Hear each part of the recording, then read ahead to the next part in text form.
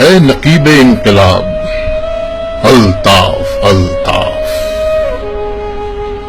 کون سا انقلاب؟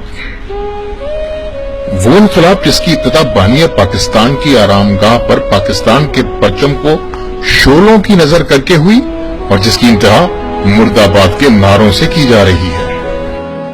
پاکستان پوری دنیا کے لیے ایک ناسور ہے. پاکستان دنیا کے لیے ایک عذاب ہے. پاکستان دنیا کے لیے ایک دہشت گردی کا ایپی سینٹر ہے. آپ کا پاکستان زندہ باد، پاکستان مرد آباد. کیا یہ انقلاب ہے؟ کیا اس انقلاب کی خاطر مجھے 30 سال تک دھوکہ دیا گیا؟ میرا المیہ یہ ہے کہ میں کراچی میں پیدا ہوا. کاش میں کہیں اور پیدا ہوتا. کم از کم میرے بچپن سے جوانی تک کا یہ سفر کسی ایسے انقلابی کی تصویر کو پوچھتے تو نہ گزرتا جس نے آج اپنے مادر وطن کو ہی داغدار کر ڈالا. میرا المیہ یہ تھا کہ میرے پاس سوائے اس جنگل میں پھنسنے کے کوئی چارہ ہی نہیں تھا. میرے دور میں کراچی کے گلی کوچوں میں پیدا ہونے والا ہر بچہ یا تو الطاف کی تصویر کا عقیدت مند ہو یا پھر وہ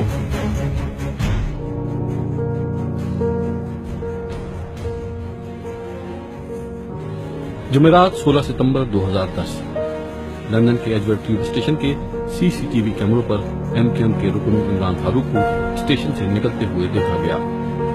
وہ 204 نمبر بس لینے کے لیے بس اسٹاپ کی طرف جاتے ہیں. اس کے بعد وہ سی سی ٹی وی کیمروں کی حد سے دور نکل جاتے ہیں. پولیس کا خیال ہے کہ اس کے بعد وہ 10 منٹ تک پیدل چلتے رہے اور انہیں ان کے گھر کے باہر چھری کا وار کر کے ہلاک کر دیا گیا.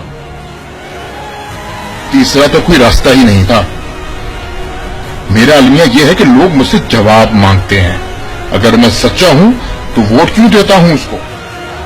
ارے بھائی، جس حلقے میں 1.5 لاکھ ووٹ پڑتا تھا، اب اگر وہاں ٹوٹل 8,000 ووٹ کے ساتھ الطاف حسین کلین سویپ کر جائے تو میرا کیا قصور ہے؟ میرے پاس تو 2 ہی راستے ہیں، یا میں ووٹ اسی کو دوں یا گھر سے باہر نہ نکلوں.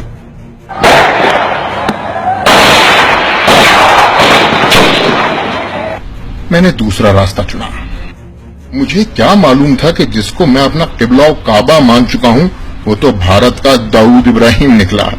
اپنے داؤد کا تو صرف نام ہی سن رکھا ہے. ان کا داؤد ابراہیم وہ تو ہماری زندگیوں کا مالک بن بیٹھا ہے. اپنا نام تیار کرو، بوری ہم تیار کریں گے. اگر جاگے تو سمجھ لو کہ بوری تیار ہے تمہاری. اگر گھوم گیا اور اس نے ٹھوک دیا آپ کو تو پھر اس کا الزام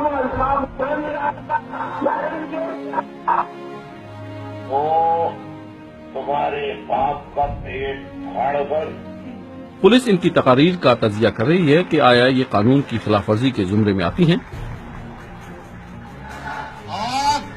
تو برطانوی قانون اس سلسلے میں کیا کہتا ہے؟ ہم نے لندن میں موجود ایک اردو بولنے والے بیرسٹر کو الطاف حسین کی تقاریر کے کچھ حصے دکھائے اور ان کو اس پر اپنی رائے دینے کو کہا. دہشت گردی کے تحت طاقت کے استعمال کی دھمکی دینا جرم ہے اور ان کلپس میں طاقت کے استعمال کی دھمکی موجود ہے جو سیاسی مقاصد کے لیے دی گئی ہے اور اس کا مطلب حکومت پر اثر انداز ہونا ہے. اس میں یہ تینوں باتیں موجود ہیں. اگر تمام مواد پر نظر ڈالی جائے جو نیوز نائٹ نے جمع کیا ہے اس سے لگتا ہے کہ اس پر جواب طلبی کی جا سکتی ہے. اس میں واضح طور پر نیت یہ ہے کہ جن لوگوں کو دھمکی دی جا رہی ہے وہ اس کو سنجیدگی سے دیں. مجھے کیا معلوم تھا کہ جسے میں قائد مانتا رہا وہ تو برطانیہ کا مہرہ نکلا جس کے خلاف سب کچھ جانتے ہوئے بھی وہ کچھ نہیں جانتے. یہاں یہ سوال پیدا ہوتا ہے کہ برطانوی حکام جو پاکستان میں جمہوریت کے فروغ پر زور دیتے ہیں وہ ایسی جماعت سے روابط کیوں رکھے ہوئے ہیں جو اپنے اہداف کے حصول کے لیے تشدد کے استعمال سے نہیں کرتی. میری قوم کا نام لے کر میرے ہی وطن سے غداری.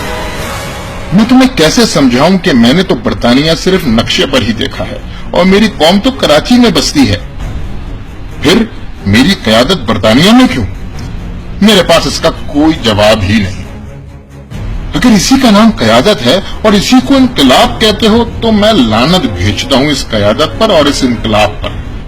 अरे जिन जागीरदारों के खिलाफ नारा लगाकर मुझे धोखा दिया वो नजर तो आते होंगे, वो अपने हाथ से तो कत्ल करते होंगे। अरे तुम तो एक खौफ के साए की मानिंद कराची के गली कूचों में मंडराते हो।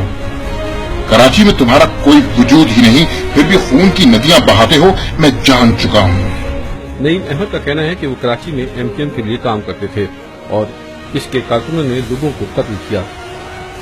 I cannot count. मैंने गिना नहीं, लेकिन सैकड़ों लोगों को कत्ल किया गया। हाँ, सैकड़ों लोगों को कत्ल किया। मैं जान चुका हूं तुम कायद नहीं, कातिल हो, कातिल हो, कातिल हो।